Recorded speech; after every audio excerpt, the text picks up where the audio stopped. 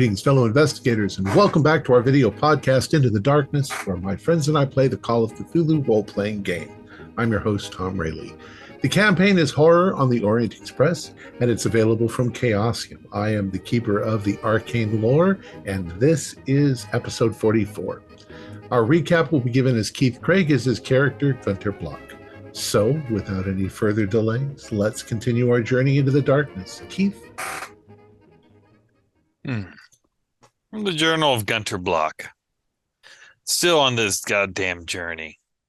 We stopped in Vincovci, where after the terrorist attack on the train tracks. However, turned out to be rather fortuitous, as the beautiful and happily single Yasmina is here, and she needs our help in her search for her father, Dragomir. We couldn't start that night because curfew was set to start at 1900 due to the People's Justice Army. But we had a pleasant evening shooting billiards and actually getting a much needed respite. The next morning, the crate arrived at the lodge. It's full of artifacts from medieval times. Nothing too surprising that you wouldn't expect from a dig until we came across a box. Opening up the box, it was lined in velvet, and it had one piece of silver. The silver was stamped tetradrachma from the city of Tyr. After a little bit of thinking on the Latin, Dr. Yasmina was able to translate it, and this is purported to be one of the 30 pieces of silver that Judas Iscariot took for his betrayal of our Lord and Savior Jesus. I wonder if it actually is. There are so many religious relics that are, we'll say, not traceable to their actual origin. There were several scrolls and books in there, enough to take well over a year to read. Most of it are records of the organization of the Noble Shield, from that time period and their attempt to stop the evil. The oldest book was Santina Malgorum, and there was also an account of Tullius Corvus. Most curious of all was there was a knife on the inventory sheet, but it was not in the crate.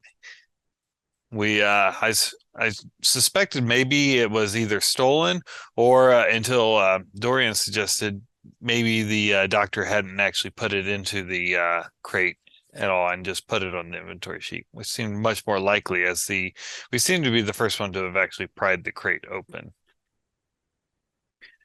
We had a midday meet with Dr. Bellanzara, a friend of Dragomir. Found out that apparently they had a falling out over Dragomir's obsession with myth and not being able to accept that none of what he was reading was true. I'm afraid that he might have been right, but there was no need to try and get in an argument with Dr. Bellanzara about this. The doctor told us that he believes that Yasmina's father went hunting as he borrowed a 12-gauge shotgun and was headed out to the Konchevsky forest. We'll have to track this down. We thanked him for his assistance, and we headed off to the cement factory, as the last verified note from him says that he was planning to go to the cement factory. Dr. Neruda speculated that possibly he went there to smash the dagger, as the Crusaders were unable to find any means to do it. Perhaps maybe our modern technology would have had the power to break it. When we got there, it was a typical cement factory. The foreman informed us that there had been no trespassing that he was aware of, and it seemed like this was a dead end. After that, we headed over to the dig site, where we entered a tomb. It was set up in like a cross. So we went on in. There was a mosaic on the wall of Saint Michael stomping on the devil. At the intersection of the crossbars of the cross, a sarcophagus was found. It was already open, and looking inside, the sarcophagus was lined with lead. The lid also had lead on it, and when we laid it down, the lid had a circle with a stone in the middle with a curious star inscription and the writing around it that translated, "Remove not the dragon's claw, bringer of plagues and sorrows." We surmised that this was probably where the knife was stored. Leaving the dig site, we decided to split our group to cover ground quicker. Theodore, Dorian, and I plan to search the forest for the doctor. Meanwhile, Dr. Roland and Dr. Gabriel plan to go with Yasmina to the newspaper Sibboleths.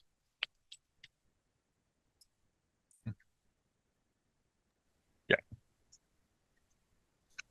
All right. So let's see. Let's do the newspaper first. We figured it's about 3, maybe 4 o'clock in the afternoon at this point. So the newspaper is a local newspaper, Cibalis. It probably it doesn't, its public side probably doesn't stay open all the time, but there's always reporters inside and people like that. All right, you pull up to it and get out. It's a simple looking building. You can vaguely hear the sound of printing presses maybe in the back. They make kind of a cha-ching, cha-ching, cha-ching sort of noise. You step inside. It's not a large building.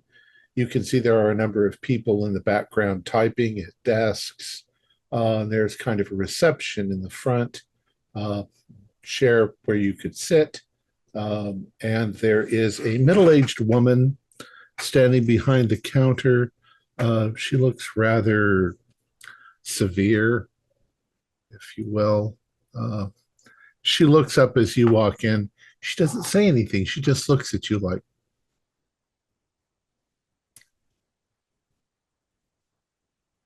expecting you to talk.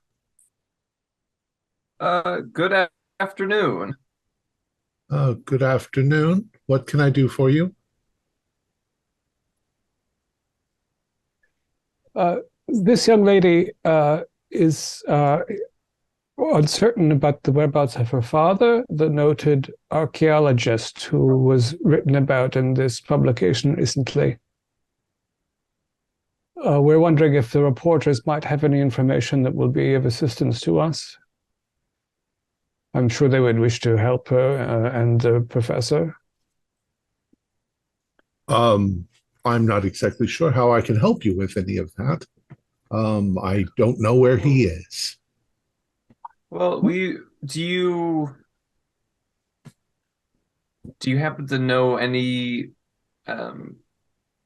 of his contacts, the people who were assisting with the dig? Anybody else who might know his whereabouts? I'm not a reporter myself. I'm just the receptionist. Do you know who the reporter was? The paper was from 4 days ago. I imagine that there's one right here in the reception area. I know the page was 38. She reaches up and pulls it up, and she hands it to you. You said the page was 38? Okay. She turns the page, and she says, this article here about Dr. Morick. Well, that would be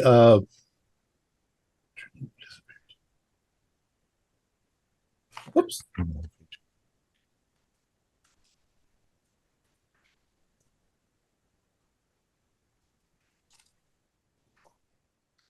She says that would be Vanessa Fennick. And when she says the name, she has kind of a sour look on her face. Vanessa Fennick. She says she's not here. We haven't seen her for a few days. She's probably on her back somewhere getting her next story. Ah, I see. She is, I guess, not a senior reporter with your organization. No, she writes sensational, frankly, garbage. Uh, uh, is it inappropriate for you to give us contact information so we might try to discuss the matter with her?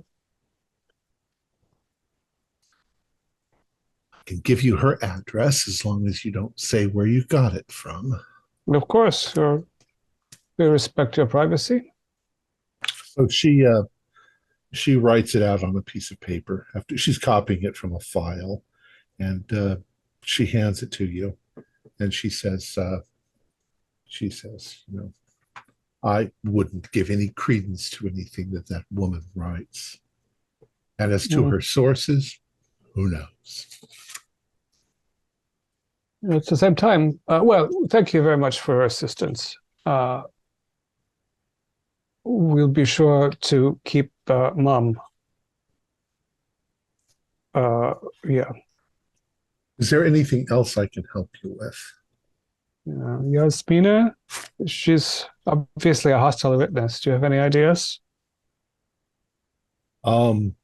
She says, I have no idea what to ask.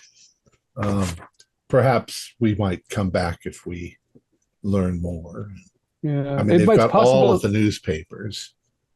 Yeah, and probably there's a photograph morgue that has many more images taken than were printed. But perhaps we'll find a contact that is friendlier than this woman. She actually introduces herself as Becerra Odak. And she says, well, there's a public part of the building. You're welcome to it. You can go in, look for whatever newspapers you need or and so forth. But frankly, if you're friends with Vanessa Femick, you know, have fun. Friend, I've never met Vanessa, but have a lovely day. And she just goes back to working.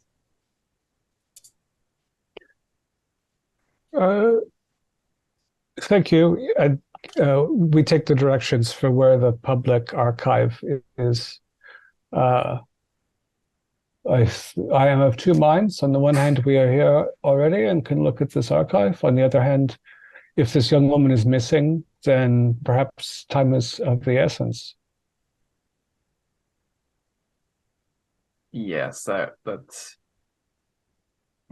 I would agree with the latter, especially given the current situation in town. Yeah, very good. Now that we know that there's an archive, we can come back with a larger list of things to search.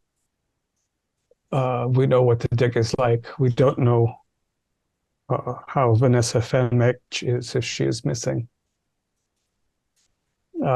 Yes, I mean if she's associated with certain parties, maybe behoove us to locate her before the authorities do. Yeah, this is also true. Get the chance. So let us get a taxi and see if she's responsive. Okay. Jump to the others. You try. How did you want to proceed with going hunting? There are hunting parties that go out from your lodge into that forest. It's a very large area. Yeah, I mean, that'd be what I'd advocate, but I'm not a hunter, so I'm not comfortable going. I wouldn't even know where to begin going into a forest, or Theodore. So I'm going to leave it up to your decision. Yeah, would we be able to find out from the lodge or the main lodge where groups go hunting from, who's registered, who have licenses to go hunting in the woods? That might be a good first step to see if he's even registered there. Okay. Yes. I don't know what the rules are, but in this Croatian area, I think that license to hunt. Everybody No hunts. hunting license. Oh, okay. Yeah. All right. So no registration. Okay. So They would have lists of people who went out in hunting parties, but he's not on any of them. he's not on any of them. Okay. So I'm wondering if he's even out here at all, or was this just a guess that he went hunting in this region? If you're talking at all to, let's say, the lodge owner or whatever, he'll say, well, you don't need to be in a group. There's people that just go out there hunting. It's a popular hunting area. We take groups out, but they're usually tourists who don't know what they're doing. And if he lives, if he's a person here, he knows how to hunt. Yeah. Well, I mean, I think, you're an experienced outdoorsman, Theodore. I'd be comfortable with you as a guide out in the woods. I think we'd want to almost kind of go off the beaten path if he. Yeah, I mean, we could, but we'd be searching this vast forest for one man, just the three of us. The chances of finding him, even if he wanted to be found, would be unlikely. But we can. Yeah, we can try. We can give it a try. Do we have a basic idea of what type of head start he had on this? Had he left to go here? Does he have a 1 day head start, or this was hours? This was like possibly 4 days ago. Oh, 4 days ago. Oh, Lord. Yeah, I mean, I think that's right, isn't it? Wait. Maybe I we do could have get the time to.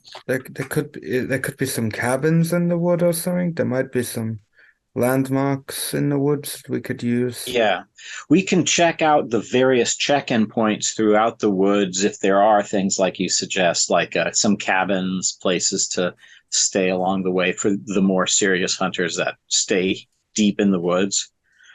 I was correct. It was 4 days ago. We try get a little higher ground just to get the lay of the land in the wood. Yeah. Can we get a map of this? Yes. Why, thank you so much. It gives you a map of the area, and you can see there are quite a few trails. Are there any cabins or places to stay out there, or is it all pretty much day hikes in hunting and back out? It's pretty much all day hikes going out there. There's a point where it becomes just true wilderness. But most people stick to the trails and come back. It's kind of laid out with the trails to where all the trails lead back to the lodge. Right. Or at least to nearby parking lots and places where people might park their cars. Well, you can give it a good once over just to see if anything at all seems to draw our eye, but I'm not too hopeful. Okay. So you get yourself together and you go out there and you start following down trails. Do you guys stay together and follow down trails, or do you guys split up? The trails are pretty clear. They're not like hard to. Yeah.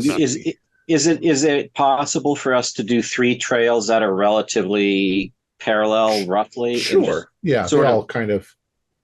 Like that. We get 3 maps, and then each of us kind of take a trail and then come to a crossroads at some point, and then just wait there for us to meet up. Okay. So you guys leave. You go out there. There's very little snow under the trees at this point. It's most as if it's melted, and any light sprinklings of snow that come down, they get trapped up in the trees. They don't. So the ground is fairly soft, and there's some dampness to it, and there's some green coming up through the grass, and some little wild flowers here and there. It smells wonderful, like pine. Mm-hmm. The air is fresh and clean. There's mountains all around you. It's really quite spectacular. For you, Theodore, this would be a nice place to spend a weekend going hunting. Oh, yes. That's really nice. Little furry creatures.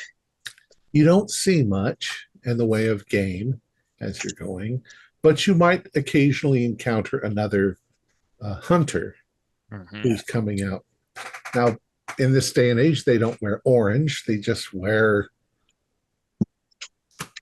regular clothes. So people try to stay on the trail and not accidentally shoot one another as they're going.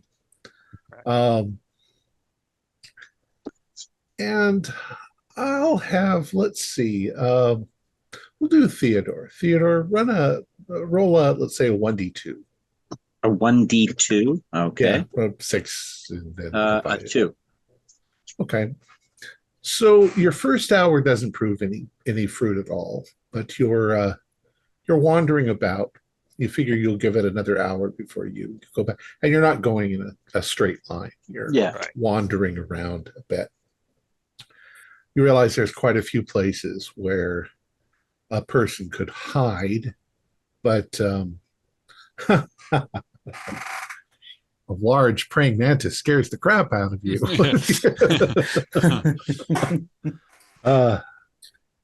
So as you're going, I'd like you all to do spot hiddens. There we go. An 18. That might be an extreme. 1 second. 69, which is a failure. Nice. It's a hard. It's a fail. Okay. So Theodore, with his excellent hunting skills, there's just something about a particular area that you're in rubs you the wrong way. Something seems to have moved through this area or tracked through the area, and you're not quite sure what it is, but something has happened here, and it sort of leads you a little bit off the trail. You can see a clearing, and the others have kind of joined you as you're walking in that direction. And as you come into the clearing, there is what looks like a pile of pine needles and little bits of detritus on the ground, but you're pretty sure you can see some tweed. There is somebody laying over there on the ground, not moving. They seem to have, they're a little wet because of the frost and stuff. Oh my. So I'll go over carefully and slowly to make sure I'm not getting caught up in anything. I point this out to both Dorian and Gunther. It's like, my God, isn't him, is it? Well, as you approach, there is definitely the smell of decay. And I have a look. Get closer still, you see there is a man lying there on his back. Oh God! He is in a brown tweed suit, and he has blown his head off. Well, most of his skull and face. There is a shotgun next to him. Oh dear Lord! So we can't ID him, but we can check if he has a wallet. Yeah. Papers. So you're going to get closer. Okay. I'd like you all once again to do spot hiddens. Wow, I'm on fire. 26. 27 is a hard, so that's still a hard. 02, which is an extreme. Okay. I'm too disgusted to be able to pass that test. Okay.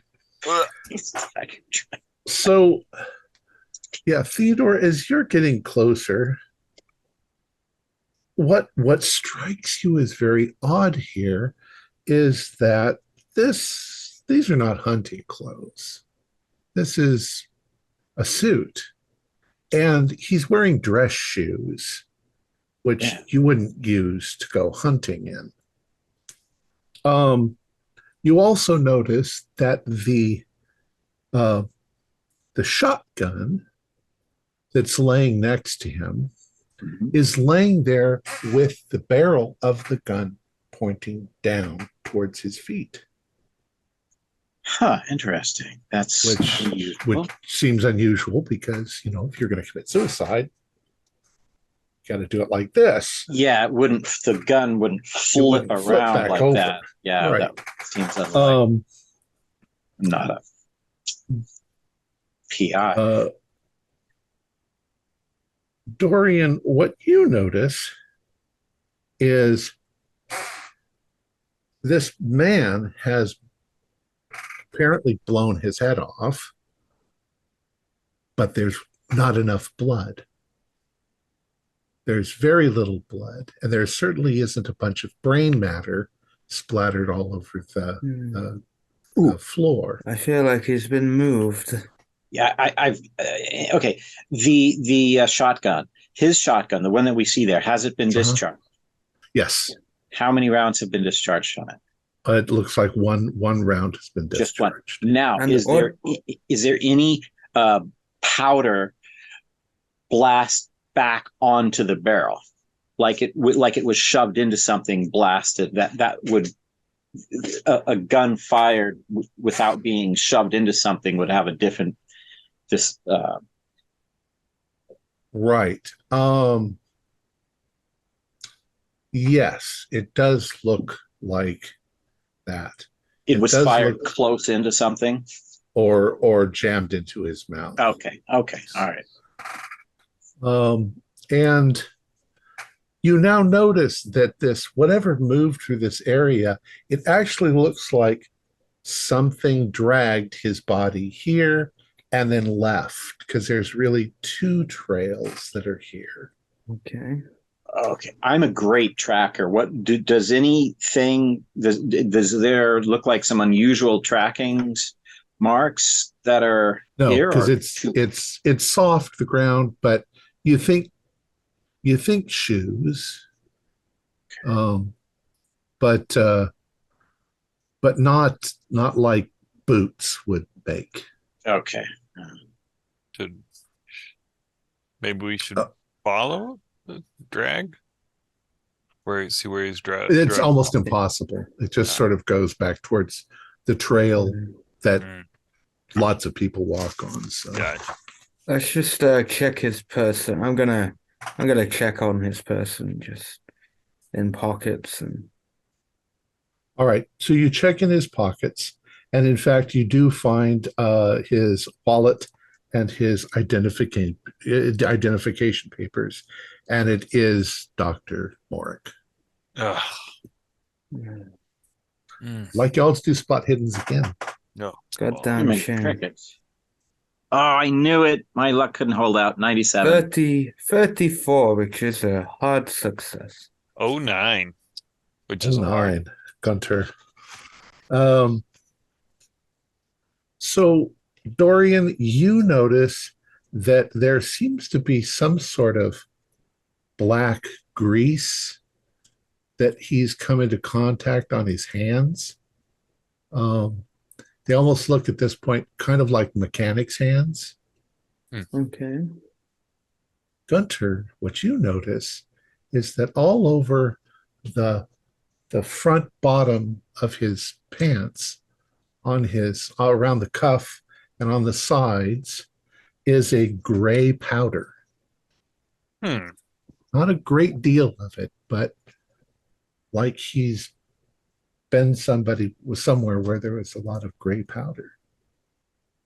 I kind of touch the powder. Is it like feel like more of a flour or more of like a crushed granite? Well, it's a very finely crushed granite when you look at it closely. Okay. Taste it. What do you guys do? Yes, it's got kind of a limestone flavor, kind of a saltiness to it. Yeah, I think he did go to the cement factory, gentlemen. Yes, that might be where this occurred. We need to report this. We can't just leave him. But yeah, he committed suicide or was murdered, and then his body was moved. This is something's a little bit off here, though.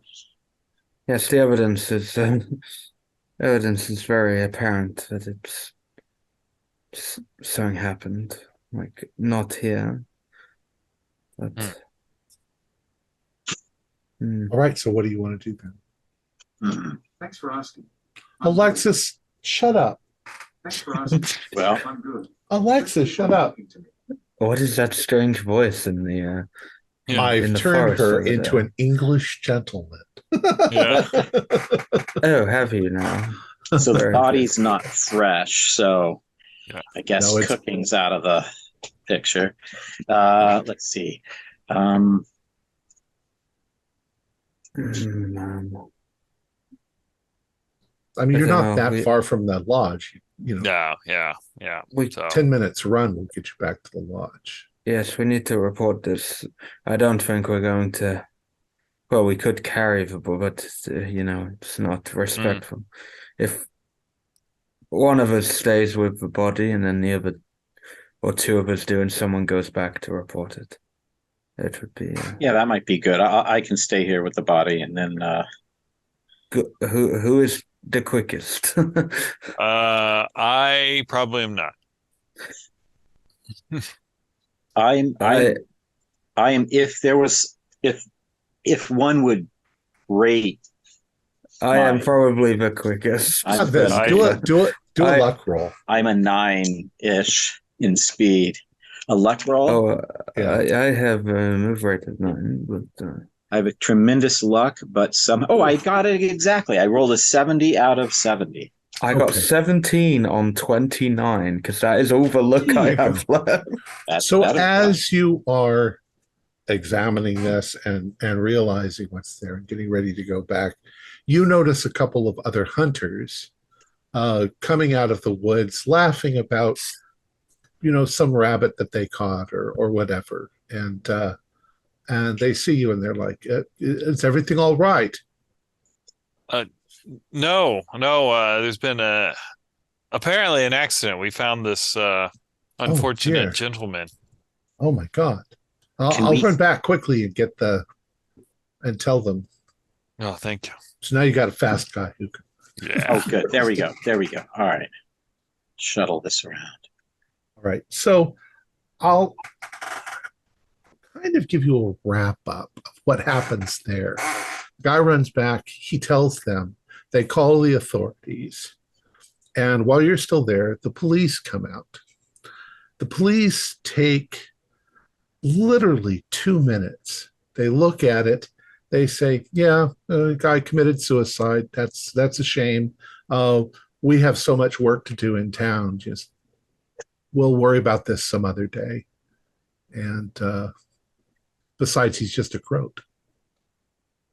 And we've got bigger things going in town with the People's Liberation Army or whatever they're called. So they just leave the body there to just sort of get picked apart by the woods. We've got more to worry about than a dead croat. Oh my! And they tell you, It's- go on. We don't need you here. This is not respectful to the body. It's just a croat. Oh, So they are not going to listen to any evidence you have that would show this is. That's It's obviously a suicide, they say. And they're not saying this sinisterly, they're just saying it. they're like Like matter of factly, yeah. Yeah. Yeah. What are we supposed to do with a dead croat? I would rather bury them, Attica. I'd rather bury the man myself. He needs a Oh. burial. maybe. Well, I'm sure the other people that the other hunters will, once the lodge knows about it, they'll get somebody respectful to come out and take care of the problem. Mhm. Yes. So you guys are on your way then, probably back to the lodge. So we'll jump back over to Dr. Gabriel and Dr. Kurz.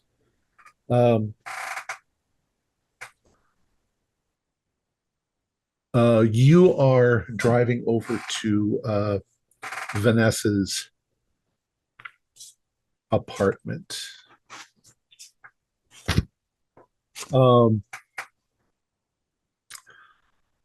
It takes you only 5 minutes across town to get to her home. She lives in a small single-story cottage. Okay, it's not an apartment. A small single-story cottage with a red roof. The front door is closed. What would you like to do? A single-story cottage, I'm guessing, means this is on the outskirts of town where there are small dwellings with maybe some trees about. Yeah. So we look around for neighbors and we knock on the door and she doesn't answer, and then we do a little inspection. Unless she answers and surprises me. Yeah, nobody's really close enough to notice you guys.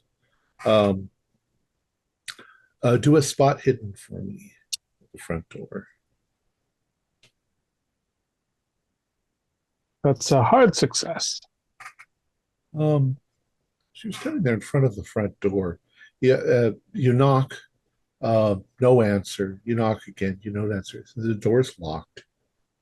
But then you sort of notice that it looks like somebody has tried to jimmy the lock or pry the door open and then closed it again and locked it.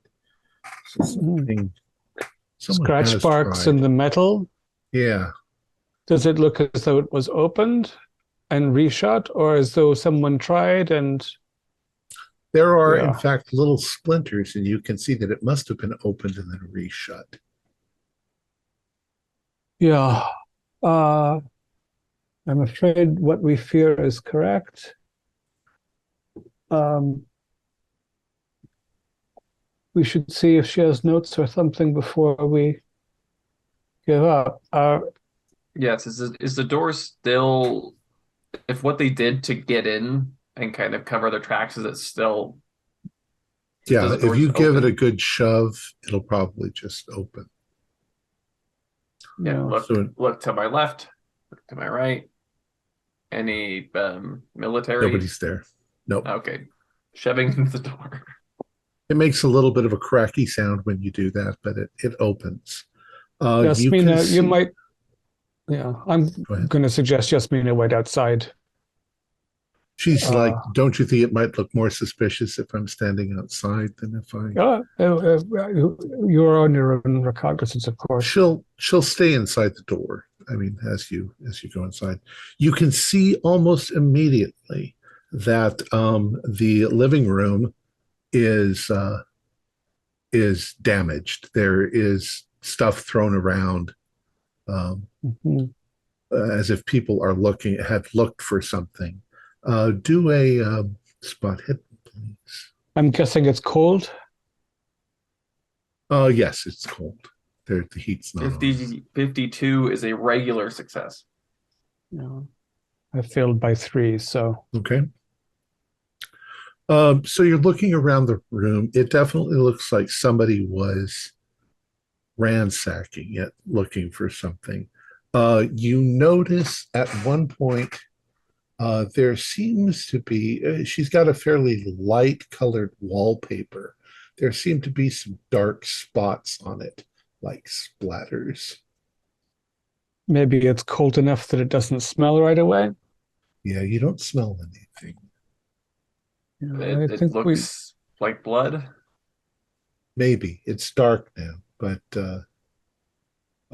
it might have been. If I get closer to it and like smell, does it have that kind of copper or iron kind of?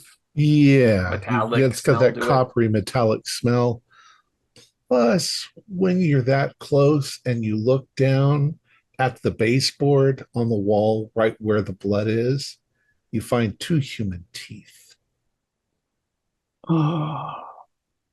It is exactly as we feared. Yeah. She was associated with. I wonder if this is the... I wonder which of our foes this is that beat us here. This doesn't look like any of the It we doesn't saw. seem to suggest anything about her dermis, if you yes mean that. yes You get the impression from it that she got somebody punched, whoever it was, punched their teeth out. Yeah, someone It got seems like they violently. came here wanting to know if she was a young reporter going around. I mean, I wouldn't be surprised if she knew local communists and they came to her door and managed As you're to looking finish it. around, do another spot hidden. We want to find the bedroom and the office and the body in that order. 53 this time, which is a pass. Regular for me It's- also. You can see the sort of the layout of the house. It's nice. The house layout is nice. The ransacking is not so nice, but there is definitely a dining room, a study, a bathroom, a bedroom, and there's a door that it looks like there is something tacked to the door all the way around it, like rubber, uh, something maybe to block the light. Oh, she has a like dark a room. dark room, yeah. Um, Yeah. But Dr. Neruda, as you're looking around you get to the dining room, you notice that there's discoloration in the floor, and it takes you a second to you think at first it's like the light maybe coming through a window that's causing it. Then you realize that it's in the shape of a rug. So her floor is darker where the rug wasn't, and it's lighter where the rug was. But it looks like the rug has been taken away. So they rolled her up and took her off Yep. to dump in the woods. Mhm. There is a writing desk in the study. Yeah. Does it have anything? Do you want to look through the desk or the dark room? Do you have any experience with photography? No. Yeah, I I dabble feel in like with your watercolor myself, but yeah, science. your chemical knowledge, knowledge of Yeah. chemistry. So I will give would be you more I will useful. give you a study and look carefully into the what I assume is the print room. Okay. In the study, it's also been ransacked, but the desk itself, other than pens and pencils and things, all of the paper, all of the notes, anything like that has been taken, is missing. Fuck, these people are thorough.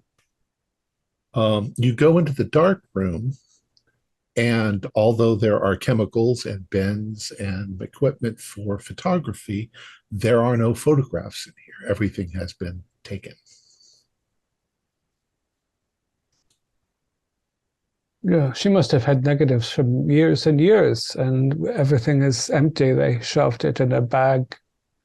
Let's see if there are wet footprints. I mean, formerly wet footprints or bloody footprints or other indicators of. And I suppose we must see in the she. Oh, I guess she is gone. So we can check the bathroom and the bedroom without fearing running across her remains. See if there is something she stashed away in a bedside drawer or in a Anything. hat box in a closet. We cannot disrespect her at this point. All right. You look in the bathroom. Now, you get the strong impression that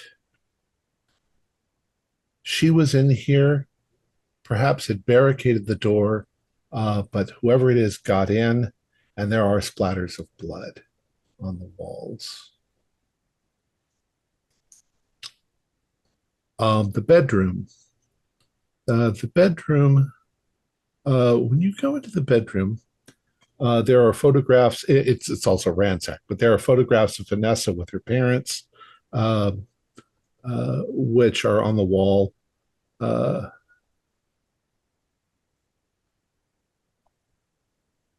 I don't understand what this is. Fully know what that says because I don't understand it. So there's just photographs of her on the wall, but the place has been ransacked. All of the stuff in her drawers have been pulled out, and so forth.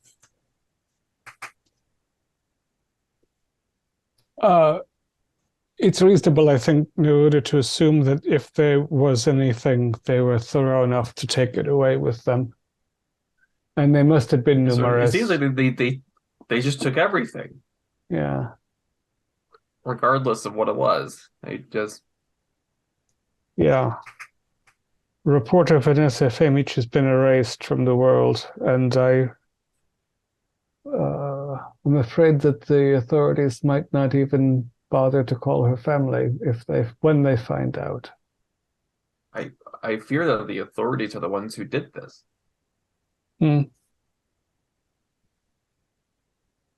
Again, it's a bad time to be curious. Yeah.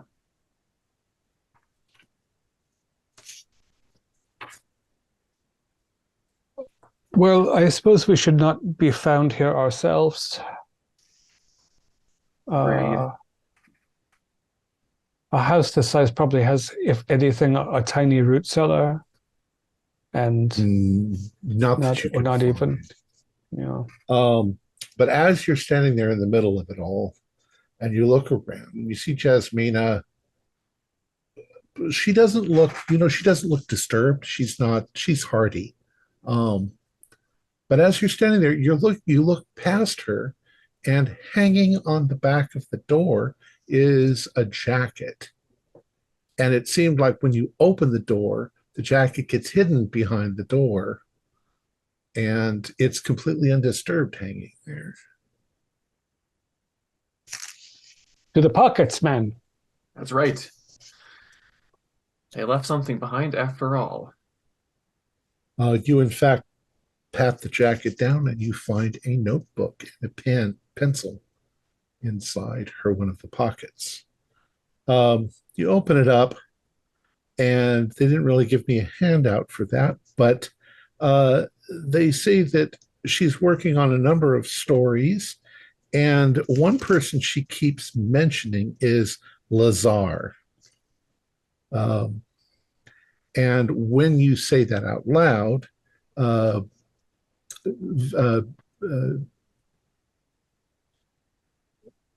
Yasmina knows Lazar?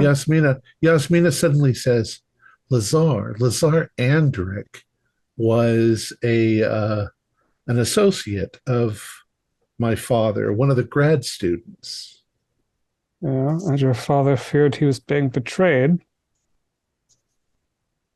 So we have our Judas coin.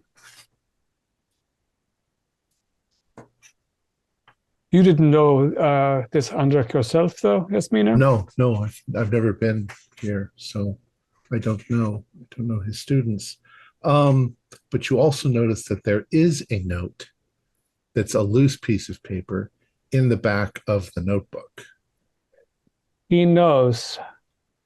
Fired us and closed down. Summoning daughter, acting weird. Tell you more tonight at Rose Garden, same room. L.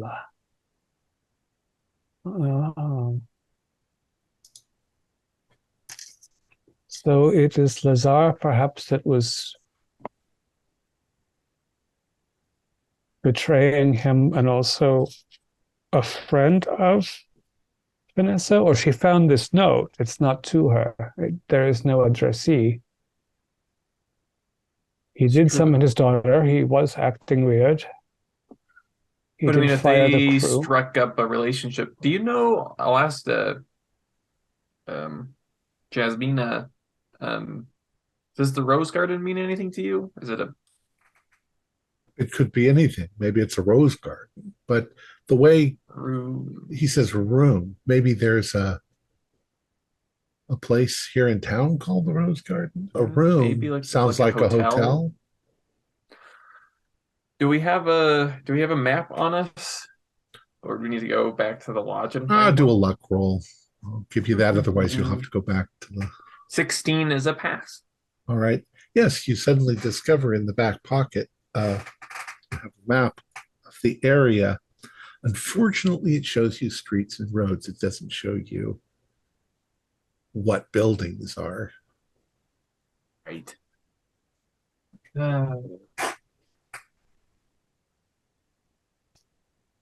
Well, back to the lodge to ask. Okay. Yeah, or I perhaps felt really lucky there for a minute. a telephone box if it's a public establishment. Should All right. might have a Yeah. directory. Okay. So let's assume that just shortly down the street, you find a telephone directory. And in fact, you find a hotel. Yasmina says she wouldn't know. It's not in a great part of town. So it's a sleazy little hotel called. If she deciphers the name of the hotel and we look at the map, we can tell it's a crummy part of town. Right. Which makes sense for conspirators. Well, I feel like should we wait for the others to return and I go? Yeah, it's probably getting about 6 or 7 at this point. It's probably getting. But when is the curfew? 7. Yeah. Okay, we need to go back to the lodge. We have an evening meal and then a private conversation and then decide whether to violate curfew or not. So will say that you all end up back at the lodge, and you relate. You're sitting around the table relating everything that's happened. Yeah, I go. Yes, Yasmina. Don't mean to upset you, and I kind of reach out to hold her hand, and I was like, she's "Your devastated." Yeah. But rest your head on my shoulder. I'll comfort you. All for 5 or 10 minutes, she is devastated, and then she is visibly angry as hell, and she's like, there's no way on earth my father would have committed suicide. Somebody killed him, and he or she has to pay. You know. Yeah, his body was, and I'll relate to her. His body was moved along with the shotgun. I'm not an investigator. I'm not a PI or police officer or investigator, but it looked pretty clear that this was moved. He was moved, and the weapon was too. I mean, it would make sense that it would be this Lazar Andric, because that note that you found signed with an L seems suspicious. You didn't know him by any chance, did you, Jasmine? No. No. But my father knew him. You're talking about Lazar. Lazar Andric. He was a student. A grad student. Well, Lazar is now connected to 2 dead people. And if he's associated with Vanessa, and she wrote the article, then maybe he's the one who let her in to take photographs. So find him. He's obviously that guy. He's still we know the school he's going to, right? Oh yeah, it would be Zagreb. Yeah. University. Okay. The all professor right. was professor. All right. So if he's a grad student, all right. Well, he shouldn't be that hard to find. Right.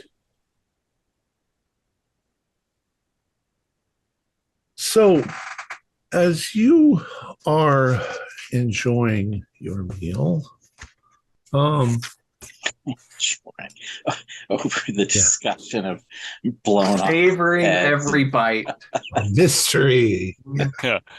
And my steak rare, so it's bloody. Comment on every dish and how the flavor makes us glad to be alive. You know, just really rub salt in the wound. You, as you're sitting there, you start to hear this sort of popping noise coming from somewhere outside. You notice some of the other guests gunfire? at the lodge. Yeah, the other guests at the lodge kind of notice this too. A few people just, they're casually, they sort of walk out into the front. And if you join them, what you can hear is a great deal of gunfire. You can hear automatic weapons. You can hear what sound like maybe machine guns coming from way far off. The sound is kind of echoing around. It sounds like it's coming from the town of Vincovci. Sorry. That's a hard one to say. Like, it almost reminds you almost of a war zone for a little bit. Takes me back, unfortunately. Or so if the military is striking against the separatists, curfew will be lifted. This goes on for maybe a good half hour. And it's intermittent and it goes on, but eventually it stops, and people are wondering the same thing. Did the military find something? Did they find their headquarters? But nobody knows. Probably be in the newspaper tomorrow morning. Yeah. Well, a rendition of what happened. So what would you guys like to do next? Well, it sounds as though the curfew will be lifted now, so we might as well go and visit this. I don't know if the curfew would be lifted too quickly. I mean, if there's a battle, they could be chasing people through the streets. I was going to say, if they're gunning people down, now is a very bad time to be out past curfew. Yeah. No, now we batten the hatches in the hotel. Which also means is that, I mean, if this Lazar fellow is at that other hotel, I don't think he'll be going anywhere either. If he's still there, yeah. But the question is, I guess, if he got a hold of the dragon talon, how quickly would he leave? Assuming this is what he was after, assuming that he bit from the chamber where it was entombed. I also, I am compelled to note that, the name Lazar means leper. Oh, really? Interesting. Which makes me wonder if he is something other than just a graduate student. It is a name that is used. There are other Lazars in the world, but it strikes me as an uncomfortable fact. The carnage that you discovered, how fresh was that? As the poor few days ago. A few days ago. Okay, so it matches up roughly with the time that poor Jasmine's father met his demise too. Then. Yeah. Means it aligns with the death of Jasmine's father, the bombing of the train rail. Okay, all right. Yeah, and the cold weather without science, very precise science, it's hard to say exactly, but it was not fresh, it was not warm. And of course, now we wonder about the friend at the cement factory who said he has seen nothing unusual. Yeah. Because we know that the professor was there after all. And maybe immediately before. I mean, perhaps that's where it occurred. Which does not mean the foreman is lying, but... Yeah, he could just, hey, I didn't see anything. I worked during the day. Well, so the Rose Garden, how far away is that from our hotel? It's 10 minutes drive.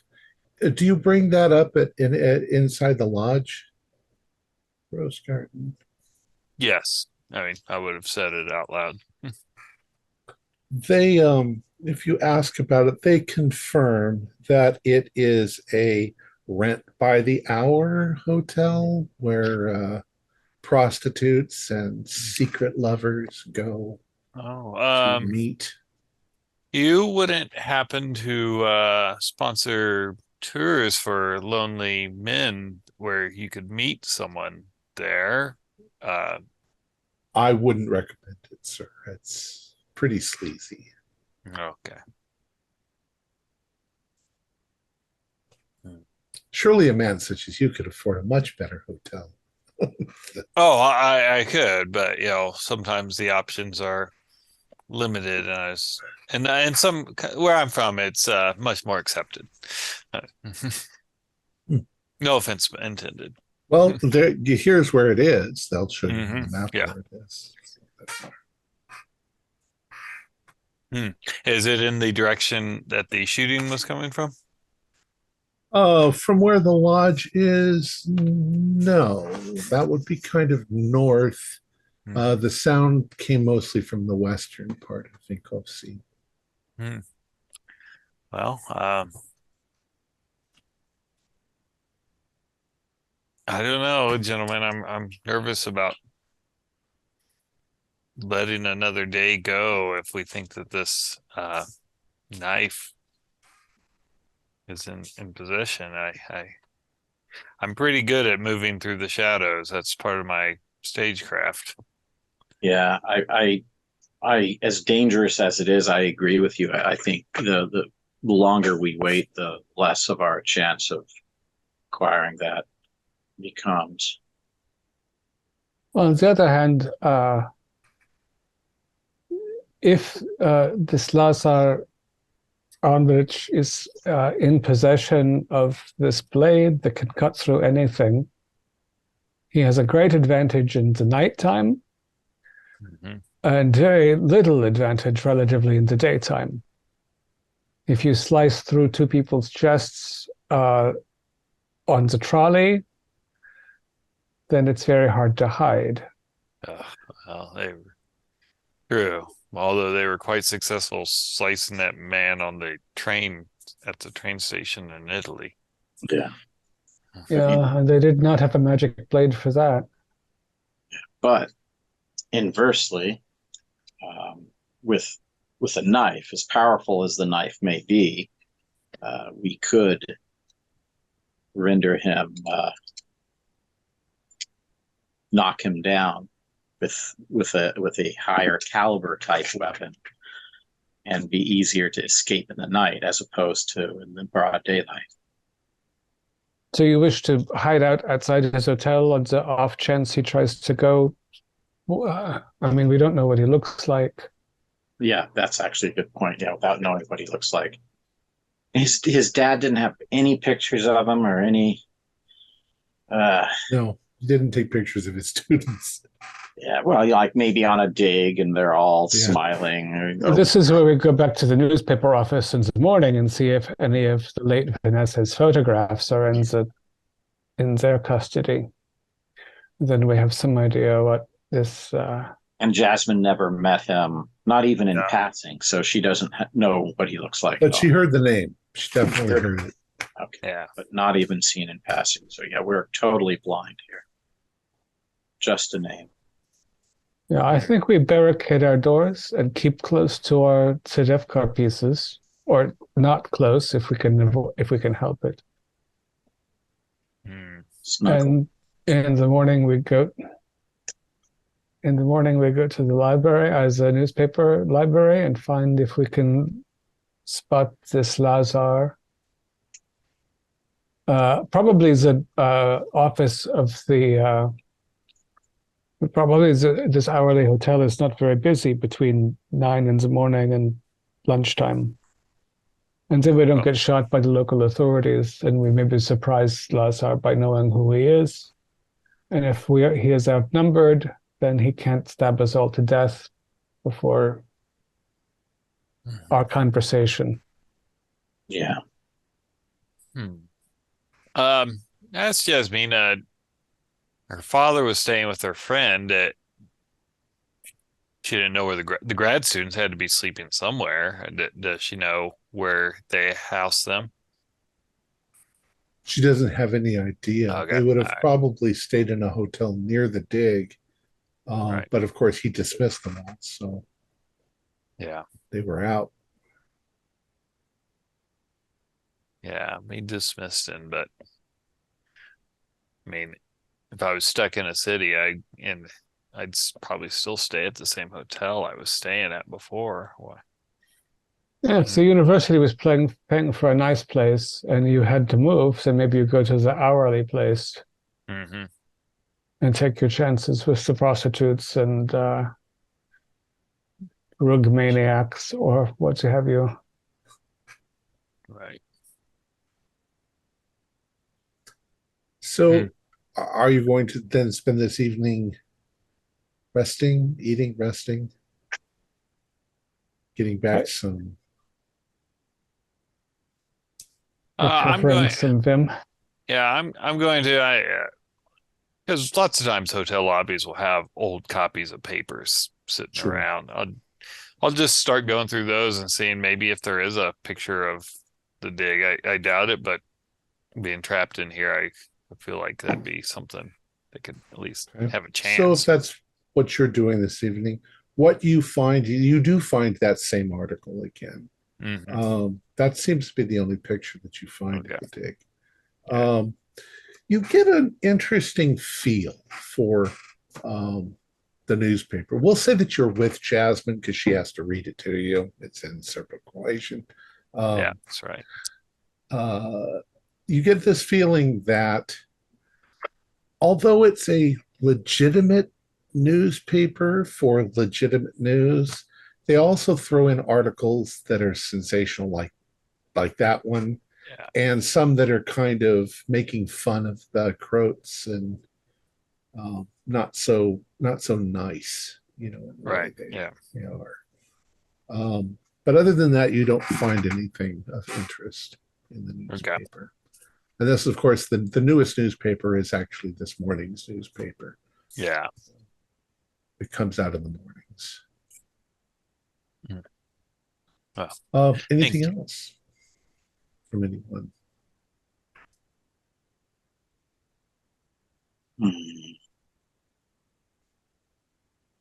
All right.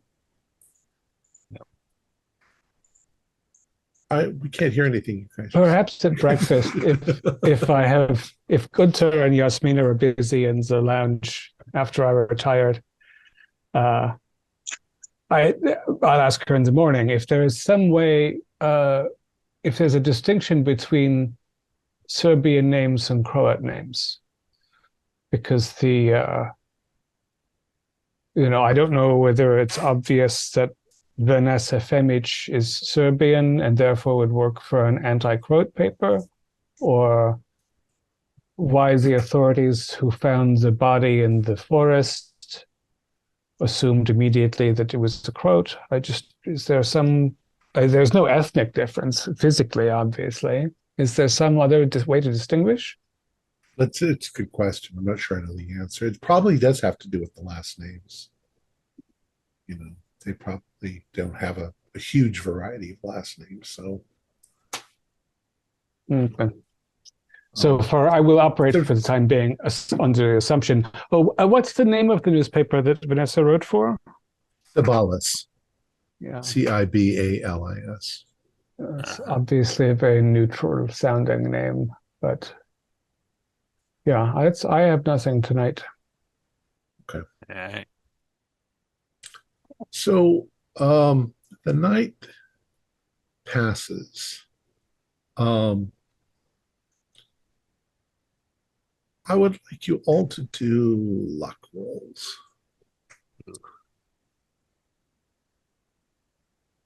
$44 is just barely a pass. Well, How badly did you fail. fail, Gunter? I rolled a 60 and I have 43. I failed too. I rolled how a badly did you 68 and fail? I have a 54, so 14. I rolled a 61 and I have 29 in luck. So Yeah, That's pretty bad. that's 32. Dorian, you wake up. What you figure is you're waking up just before dawn. There's light coming through the window, but it's that sort of gray, dark light that's, you can tell the sun's going to come up any minute now, but there's a bit of red in the sky. And for just a moment, you get the distinct impression that there is something on the balcony outside your window. You see a sort of shadow, and the shadow is big,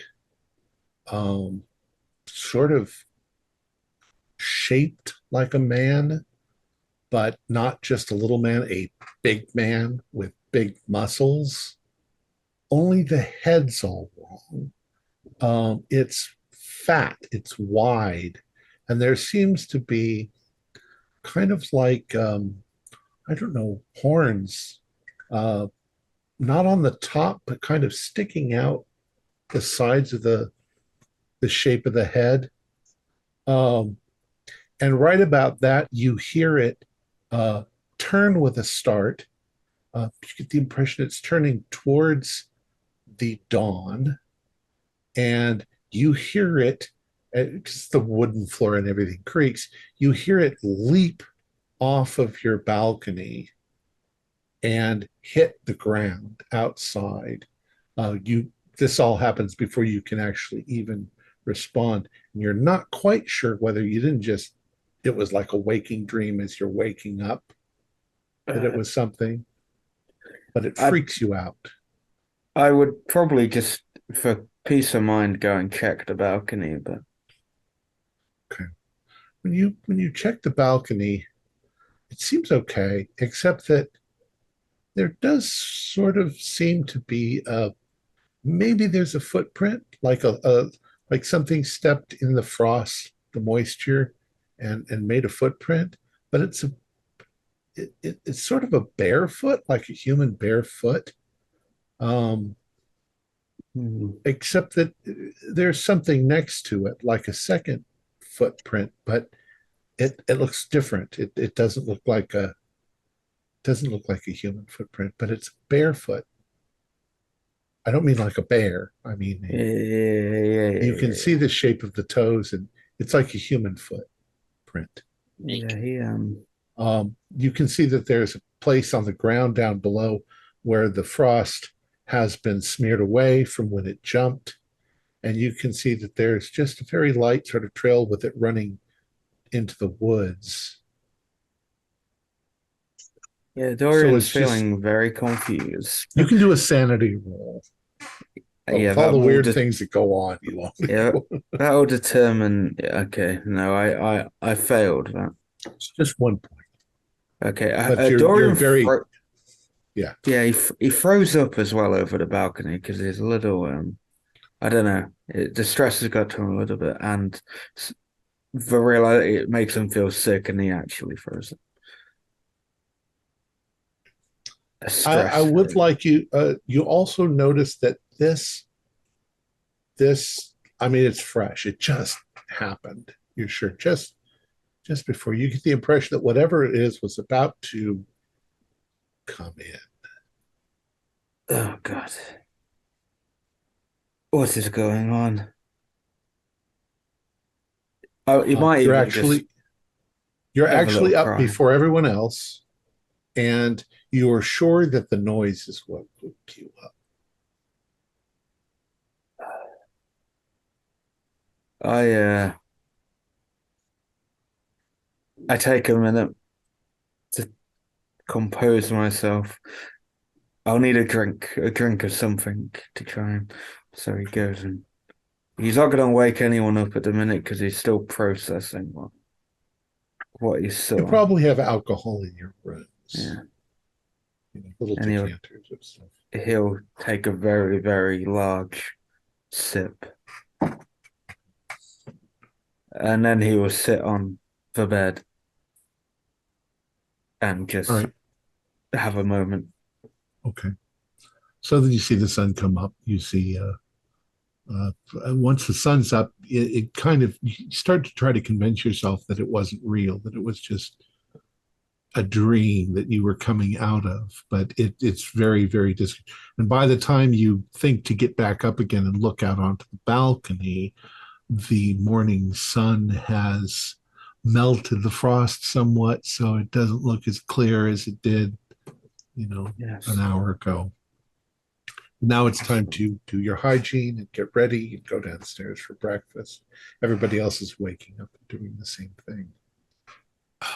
That was my third day of losing a sanity point at 310 from the traumatic experience. Yeah, mine as well. Right. So you all head down for breakfast this morning. What would you guys like to do? I am visibly a little bit. I'm very out of it, so if any of you speak to me, I probably won't respond because I'll just be staring off into the distance or at my food. Dorian seems very disturbed by something. You everything okay? Oh, sorry, Gabriel. What was that? You all right, Dorian? You won't believe me. We've been through a lot on this train journey of ours. I know, but I don't know if I was dreaming or not. I was definitely awake, and I didn't feel as full back asleep.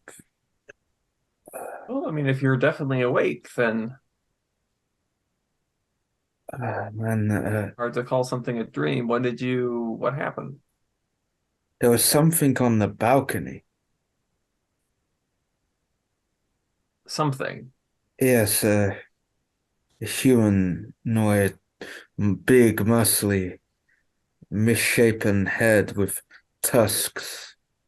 Does that I say that a lot slower and probably more like I'm going to shut down again, so it's very sporadic. Does that remind me at all of what I saw in Venice? No. And What you saw was fairly thin and statue-like. oh man, it was like if I hadn't woken up, it was going to come in. I don't know what woke me up. In our room? Yes, it was like it was.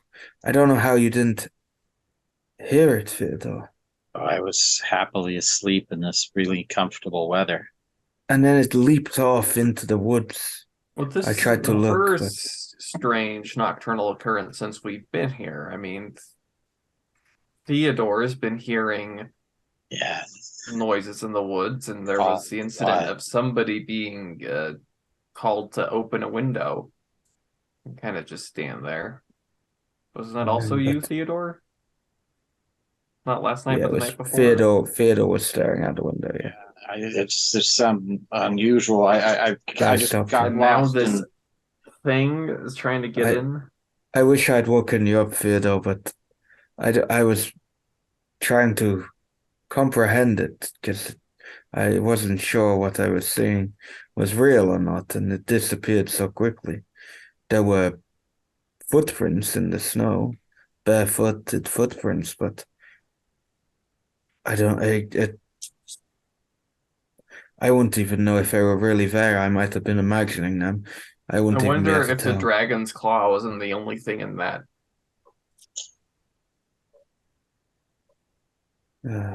sepulcher.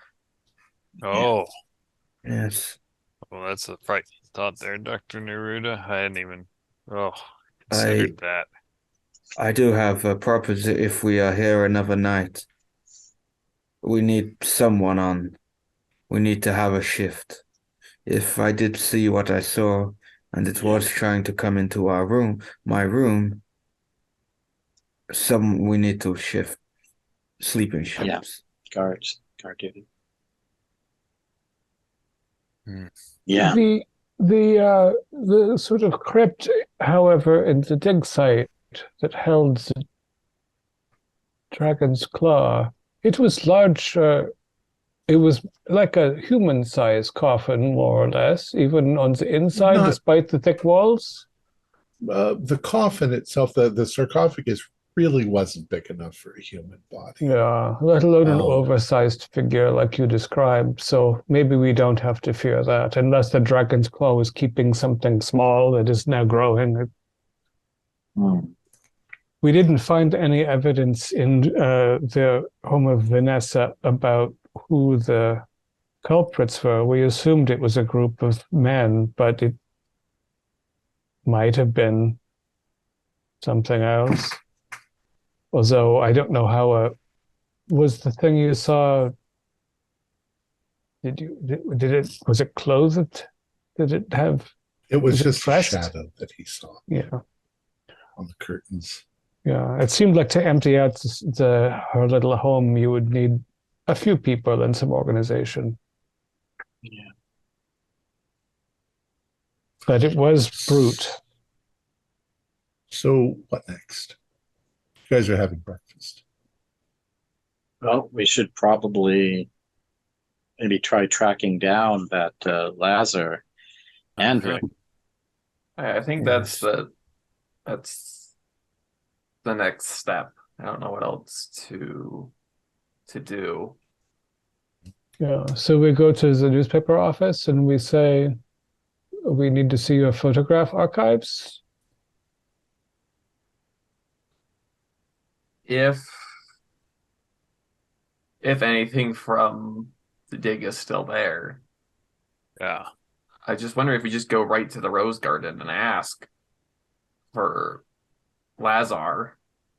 We were there to meet. We were told to meet him there as he arrived. Could Oh, I guess we The could show the university note. sent Dabrowski. We have the note. We could say that Lazar left this note and said to meet at the Rose Garden, and then it's perhaps believable. I assume places like this are accustomed to keeping the names of the clients quiet if they ever know them. Yeah, but This is why I want to know what True, he but looks like. Perhaps a couple of older, academic types perhaps won't get a pass. But if Jasmina well, also goes in and asks, places like this, a little money can loosen their tongues. Their Yeah. morals aren't. Yeah, if he paid them this much and we pay them 10 times as much, then it's obviously in their interest. Good, we are in a hurry, so let's go to the wrong side of town. It worked out beautifully for us before. It's a grab. Well, it's still fairly early in the morning. But you guys are eating.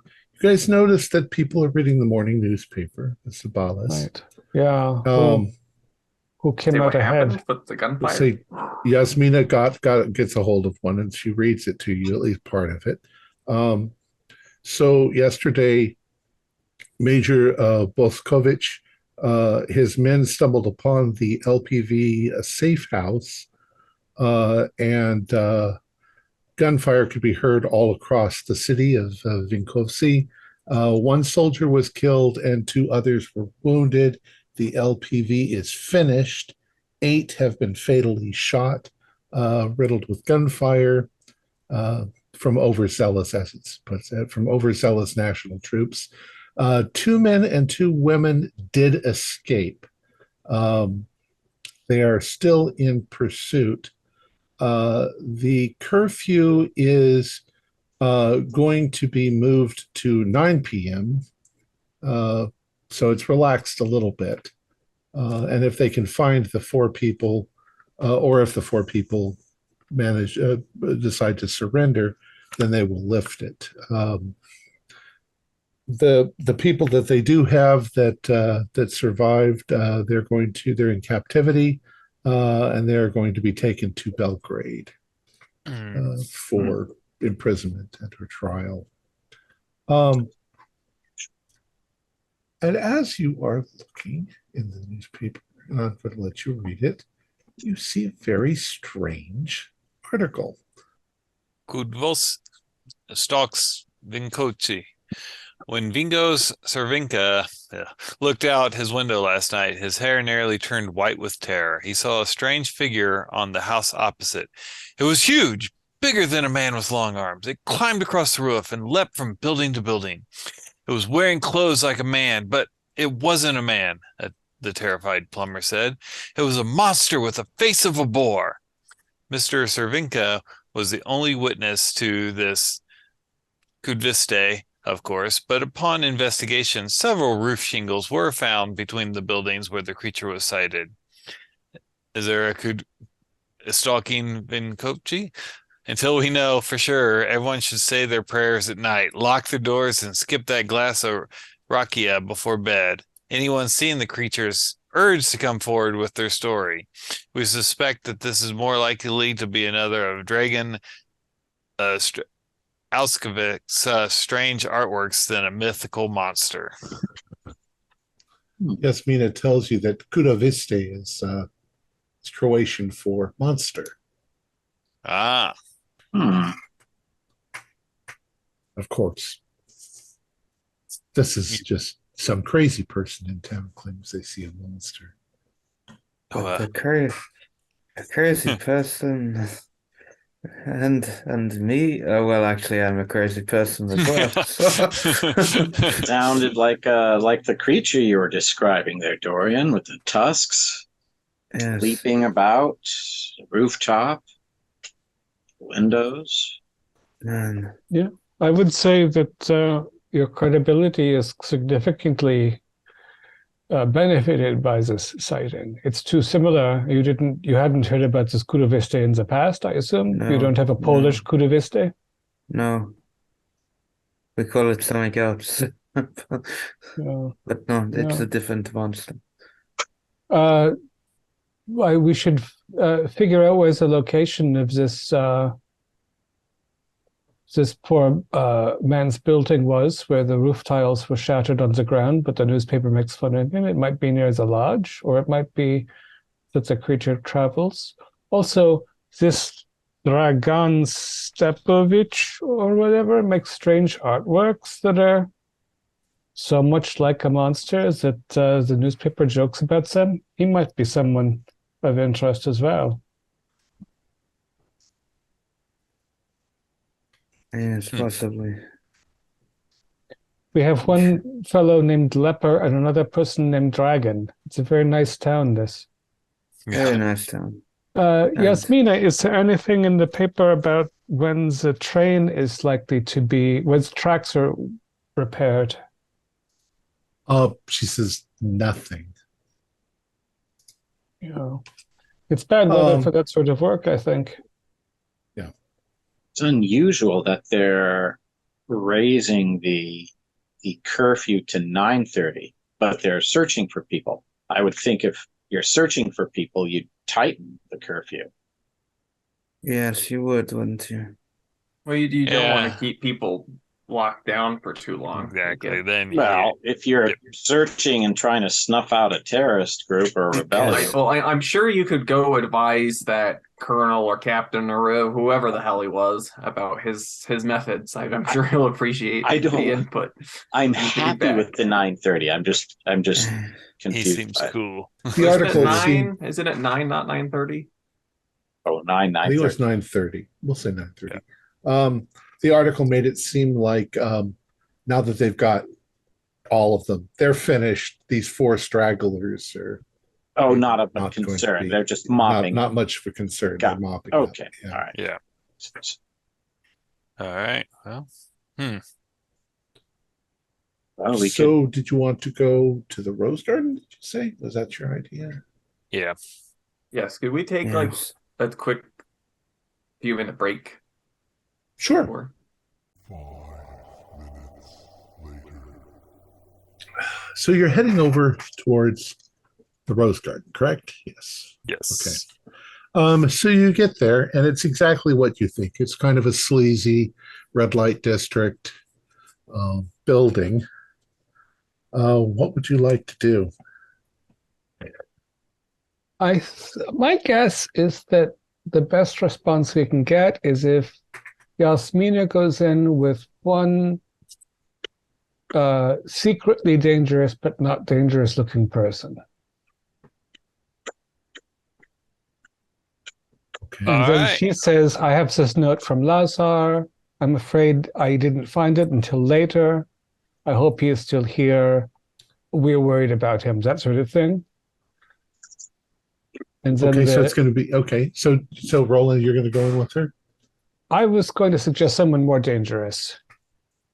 Theodore or Gunter. Gunter. Oh, Gunter. Definitely. Oh yeah, No, we're definitely. not leaving him alone. Her alone with Gunt. This is a mission specifically designed for Gunter, Yeah. you best be. I whisper to you. You better be on your best behavior. Yeah, Always. all of this is we are being very polite and discreet about this conversation. Yeah. But and Gunter has, sufficient reserves to pay the man if he is reluctant. Oh yes. And Yasmina can help the communication because probably they don't have a big international clientele at the Rose Garden. And I'll hang out in the back of the All right. place, the back door. So you walk. Well, Theodore, you're going to go around to the back door of the hotel. Yeah, back door. Just hang out. Probably have a smoke. alleys. Yeah, all the read way a around. newspaper, have a Right. smoke. Haben Sie eine? All right. So, Gunter, you and Yasmina go inside. There's definitely a kind of a smell to the hotel. It's not exactly the cleanest place. The lobby is not very large. It's basically, maybe 10 feet by 7 feet. There's a stairway going up, and there is a counter with a rather sleazy looking gentleman in a wife beater sitting behind it. He looks hot and sweaty. The temperature in the building is a little warm. There's bars separating him from you. And he looks at you and looks back at the wall. He sort of reaches back and he says, the equivalent of $7 an hour. Jeez. Yes, we were supposed to meet someone here for a menage a trois with this beautiful lady here and a I don't Lazar care. Aztec. I know you don't care, but I'm wondering, has he checked in? Because I don't know anybody named that. Nope. Uh, I make it my business not to know anything. Oh, okay. How about King George V? If that was give him some money. Well, there was a young fella from Zagreb that was staying here for a while. Oh yes, that's it. But he's gone. He's not here anymore. Fucker stole a carpet. He stole a carpet. Yeah, he stole a fucking carpet. When did he leave? Passing 2-3 days ago, maybe 2 or 4 3 days ago. Okay. And he staying here by himself? Yeah, had a girl that came in once in a while. Okay. Well, Vanessa? Was it Vanessa that he was with? I don't know their names. Yeah, I understand that. I think she was a local. Okay. Well, I mean, I'd hate to have come here. How much? How much is it for? Seven for an hour? For an hour. Yeah, I'll give you a 14 if we can have the room he was in, just so we can somewhat have the feeling that he's still with us. Whatever. Thank you. So he looks like he's confused for a bit, but then he says, yeah, I'm pretty sure they were in this room. Tosses you the key, takes your money. Yep. And just completely ignores you from that moment on. Okay. You halfway up the stairs, you start to realize that he could have given you any fucking empty room and you wouldn't know the difference. Yeah. The fact is, you get up to the room and you look, and it's sleazy, it's dirty, it's Is there a you're not carpet? exactly sure you want to touch anything. Yeah, there's a missing carpet on the floor. Same sort of thing. You know, it's lighter where the carpet was protecting the floor, and it's darker where it's not. Yeah. Well, I mean, we're here avoiding the splattered stains, probably around the room of various fluids. I'll open the drawers, do a standard. They're all empty. Okay. All right. Damn. Now, as you're up there, what are the rest of you doing? You guys are all outside. I know that Theodore is walking around the building. I just walked around back just in case there was any shenanigans. Right. We'll get back to you in a moment. Are you guys just standing out front, maybe?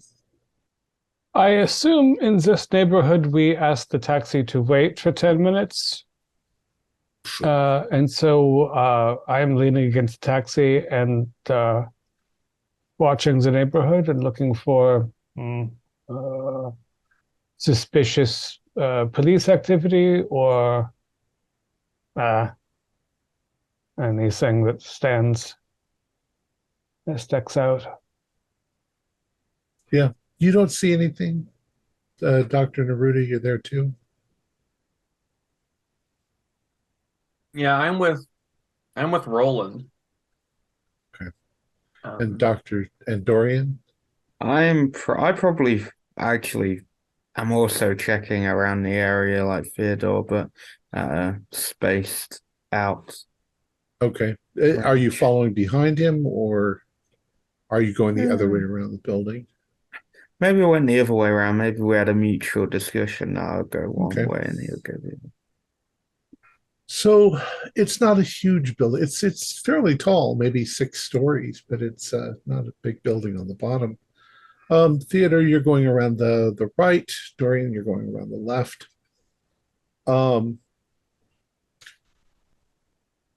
Both of you do spot hiddens. Ooh, 99 will not pass that. 008. Okay. Extreme. So you guys are moving at roughly the same pace.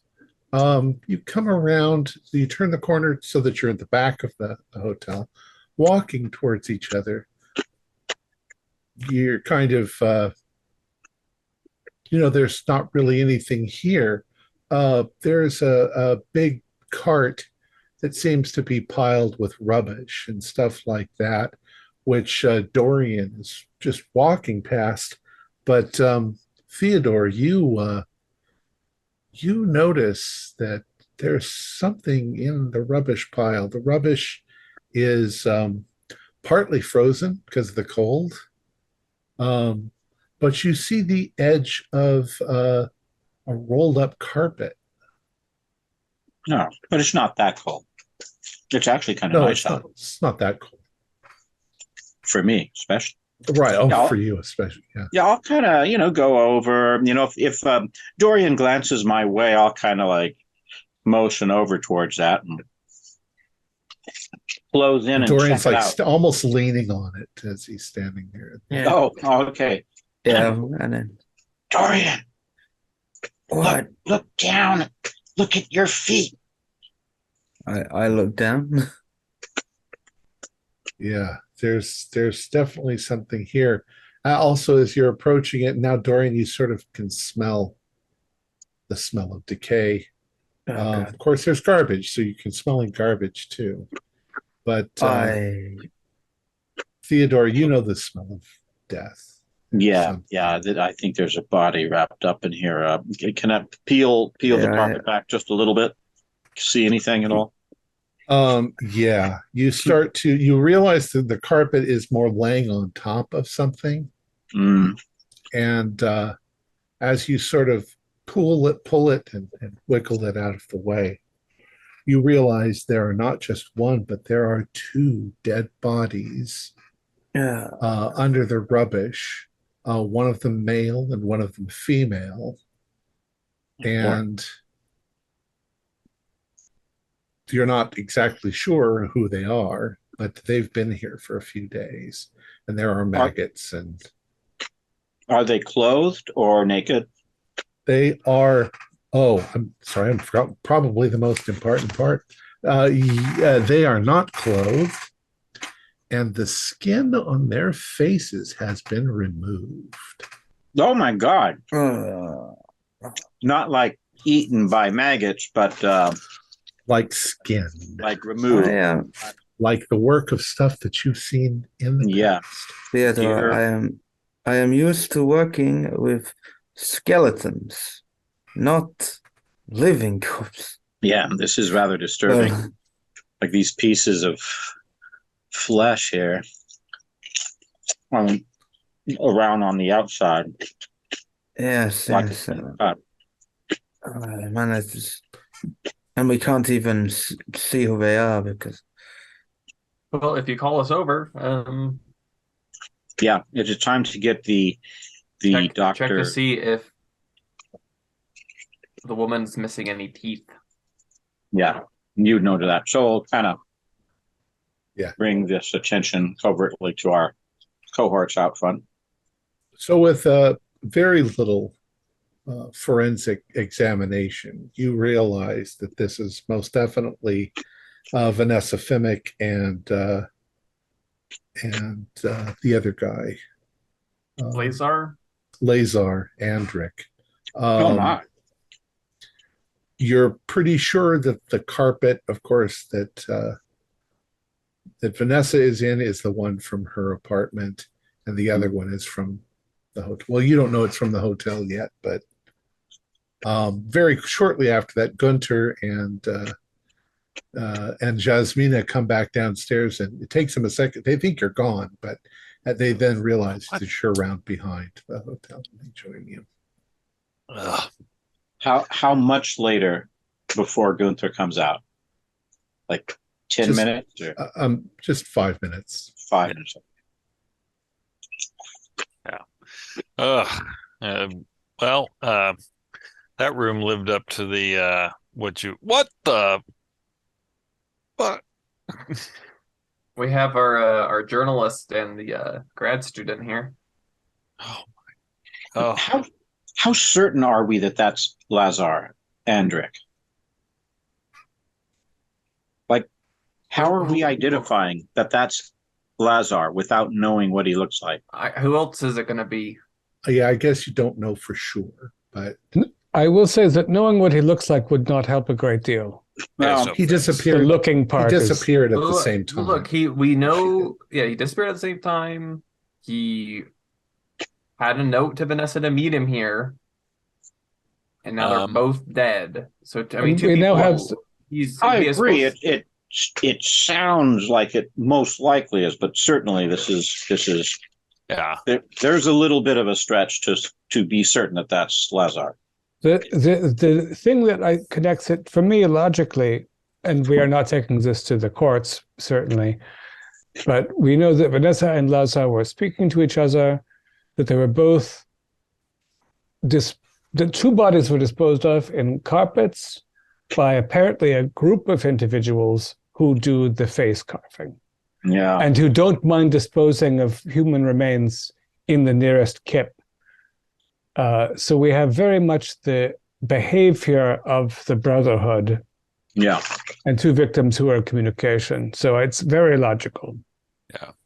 And since they don't have a face, I assume you could see their teeth, and there was two teeth at the so Definitely. I assume there's missing teeth. Yeah. Yeah. Okay. No, I think we can, The Vanessa part we're pretty sure of. We just never got to meet our friend Lazar. But theoretically, if Lazar had two people here in a threesome in a room, for instance, then just saying, And they're saying that they killed some random guy that's not Lazar and put him out here. Yeah.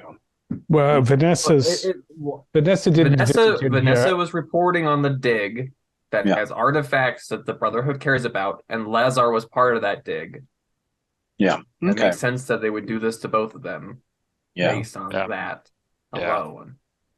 Okay. Which unfortunately means that our connection to the dig that we know is not to be trusted is now a half popsicle with no face. And we have a Vanessa. We don't know what she looks like, but there's someone with her face. And a Lazar, and there's someone with his face. Maybe we have to chase him back to his university,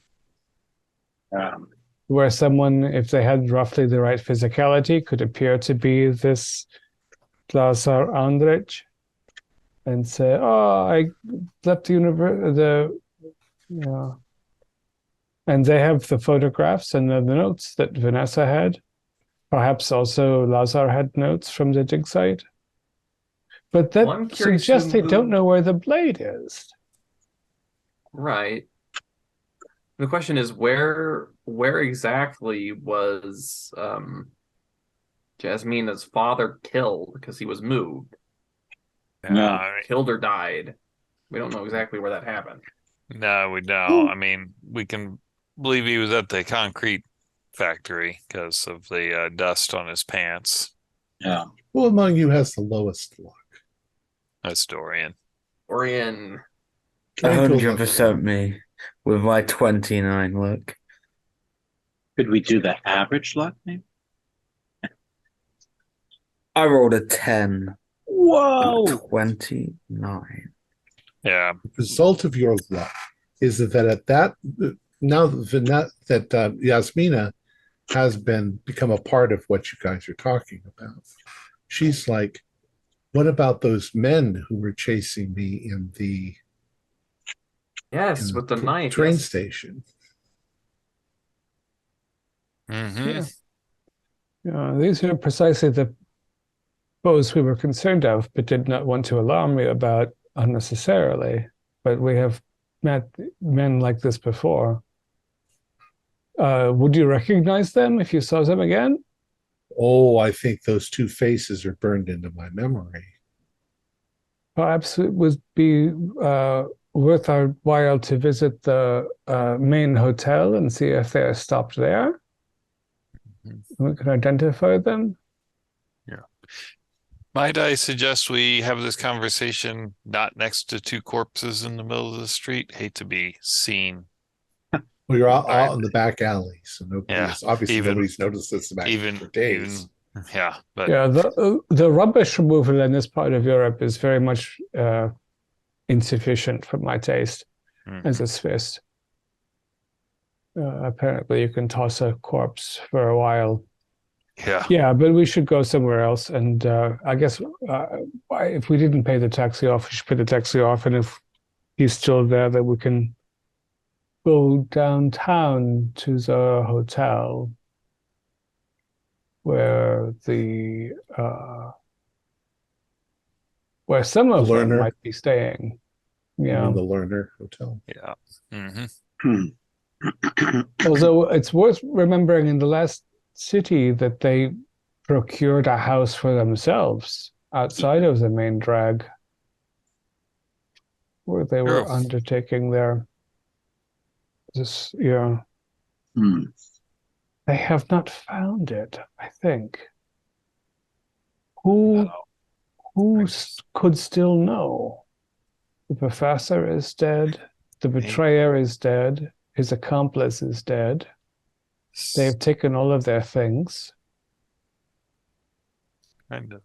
I mean, I think the professor hid it. Are we missing a hint that he passed? I mean, his favorite book was A Tale of Two Cities? I can't think of. His favorite book was The Rise and Fall of the Roman Empire. Rise of the Fall. Okay, yeah. I don't know where Tale of Two Cities came from.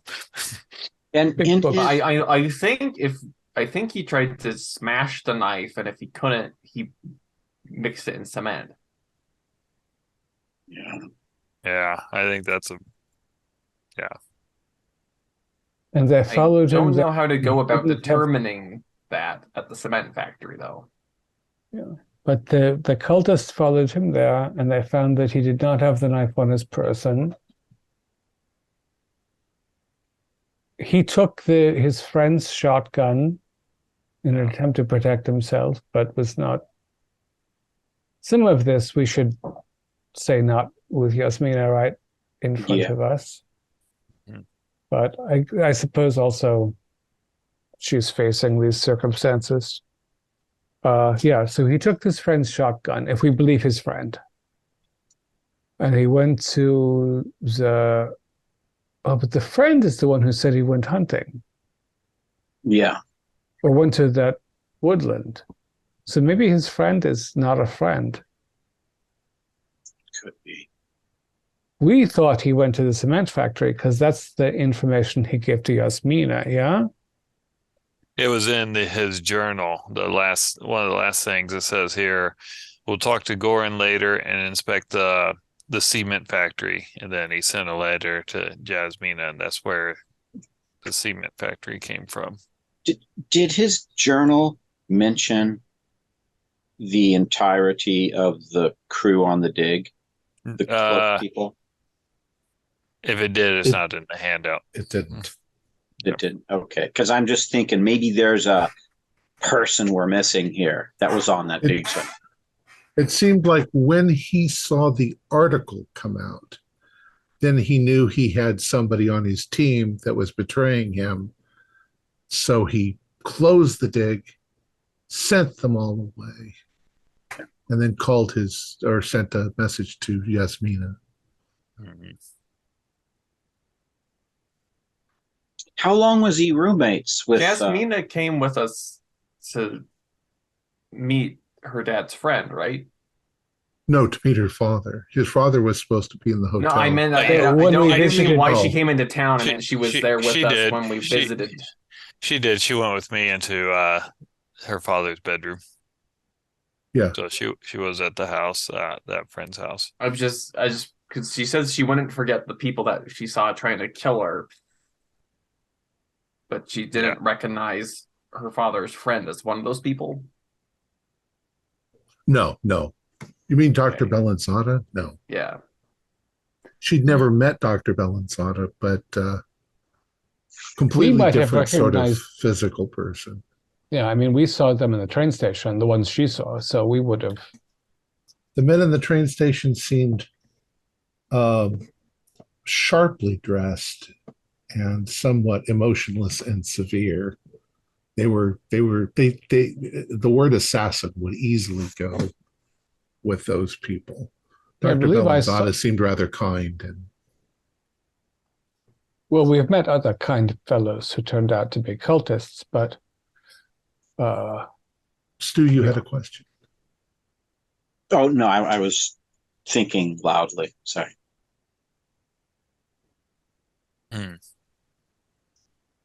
And it may be that Yasmina's father told his friend that he needed the gun to go hunting, even though that's not what his intent was. Oh, yeah, and he didn't even claim that he was present when he left. He just had some information. They had a falling out, etc. Yeah. He also said that that Dr. Morich was acting strangely. So Lazar said the same thing. I wonder if it's even the corpse that you found in the woods. Was there enough of a face there that you can be certain that part of it or all of it had not been removed and used by someone else? It was blown off. Yeah, it was the bone fragments and everything. It wasn't skin.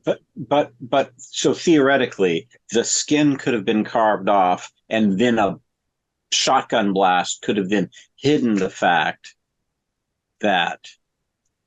But why would they do that? They don't really seem to give a shit. Yeah, there was probably obscuring that skinning. Yeah. There was probably enough of it left that it was a human being who. I mean, you knew it wasn't skinned. Okay. All right. Okay. Right. And there's still the matter of this thing that pays Dorian and Theodore a visit at night. Yeah, and plumbers. Well, the plumber saw it across the Oh. street. Okay, yeah. yeah, but there is in each city almost a different other monster on top of the ones that we see, or a protean thing that chases us, some sort of shadow of the simulacrum that appears in the form that local understanding can accept. It doesn't make sense. Where are you at the moment? Probably discussing this in the car. We are somewhere Have you a cafe, the least dirty cafe by the place where we can have a private conversation before we take a cab wherever we're going, because we don't know where we're going. Yeah. Yeah. That sounds fair. The Jasmine's dad, where he was living at that house. Yes. Yes. The person. Okay. Have we established how long they knew each other? They've They're from been the friends war. since war. Yeah. Since the war. That's right. Okay. I was just trying to make sure that he didn't mysteriously show up. Okay. Right. Okay. It's all right. Never mind. Okay. Yeah. But the problem of identity does confuse things a bit. That they can steal a face and appear as someone else. But if the corpse that you found had not been re-defaced, then we don't have to think that the reason the professor was acting strangely was because he was someone else, but instead because he was frightened, erratic, etc. Yeah. Because he felt hounded, and perhaps the mere presence of this object was disordering his mind. Do an intelligence roll. You don't really need it, but I'll just Give a nudge. I have regular only. well, let's just from everything you can sort of put it together in your mind that Dr. Morich was excited. They found what seemed to be at first a tomb, and then, of course, even more so, it was a repository for all of this stuff. He would have had no idea who this Noble Shield group would have been, because nobody's ever heard of it. He started reading the text. Of course, his student was up to something too. And then he started to realize, oh shit, what's involved here? Because he would have been getting the stories of the people who had been searching, and it made him extremely nervous. Not magically. He was just like, is this true? And of course, if he had found the knife, he would have known that it was true. Found these other articles. And so he was extremely nervous. Then he closed the dig because he seems like an academic who's stumbled on something terrifying and wants to make sure that it doesn't just all get stolen and distributed and pulled away. What he might not know is that there might be another group looking for it. And then it was in the newspaper. Mm-hmm. Yeah. Makes sense. Not only one group looking, as it happens. Not the first With time. different intents. Yeah.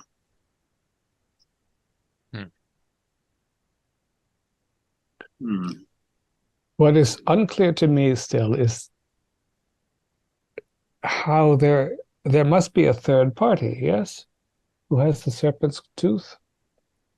Not necessarily. If Morich hit it somewhere or smashed it to dust. Yeah. So we go to the cement factory when it's closed.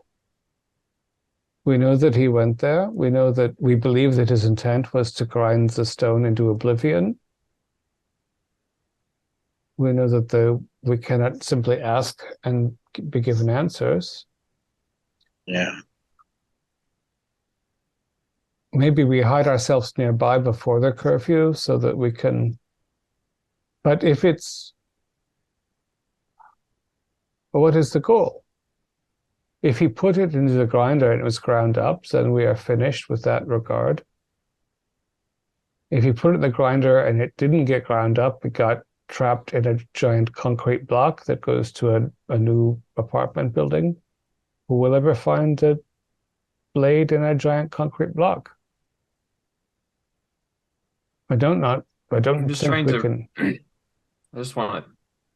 All I'm trying to do is come to an understanding of what exactly happened to it.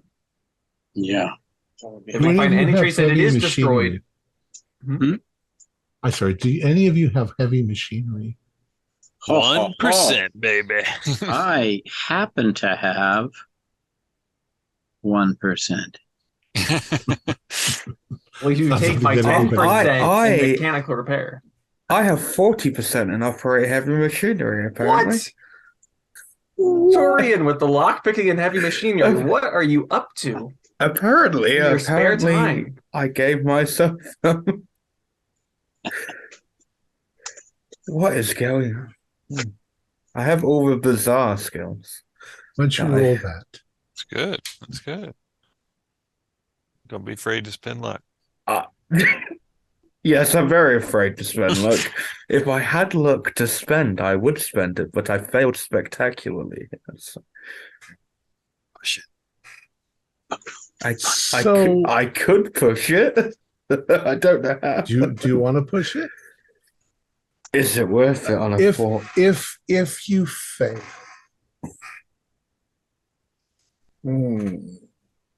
if you fail, you're going to trip and fall and land on your arm. Oh, that's fine. I'll risk it. Strange thing, he's just thinking too hard. It's like, Pops of blood That's vessel. good. 18 out of 40. yeah. Okay, there you go. So it occurs to you as you're thinking about the process of making cement that cement needs to be a fine powder. So if the knife got caught in it, it would get caught like in the screen that Yes. that sifts out the large rocks. See, I Means know there's this so much actually there. from my archaeological digs. I like to know what I'm dealing with. I think that's a your good spot. archaeology of digging up a heavy machinery? No, but I have Ancient to know how Egyptian to. cement mixers. I have to know how to. You've got to have a bit of knowledge in heavy machinery. It's one of those big diggers to get out the. Yeah. Sometimes I have Tutankhamun's had to use in other things, but All right, so that is a it is good what it spot is. to hold it, and we will continue this after my Alaskan vacation.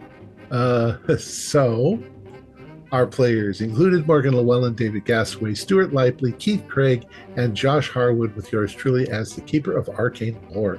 We have a Discord server where you can chat with other members, you can set up private games, and you can learn the finer arts of gameplay and game mastering. We provide audio-only versions of our shows free for you to download from Podbean or iTunes. If you'd like to help support our show, please visit our Patreon account. Just $1 a month helps us a lot. Like, share, and subscribe to our channel, and punch the bell icon for updates on our latest shows. And leave us some comments. We enjoy reading them and answering any questions you might have. This is Tom Rayleigh, together with all the members of our gaming club, inviting you to journey with us once again into the darkness for another adventure into the universe of H.P. Lovecraft and the Call of Cthulhu role-playing game. Until next time, good luck and good gaming.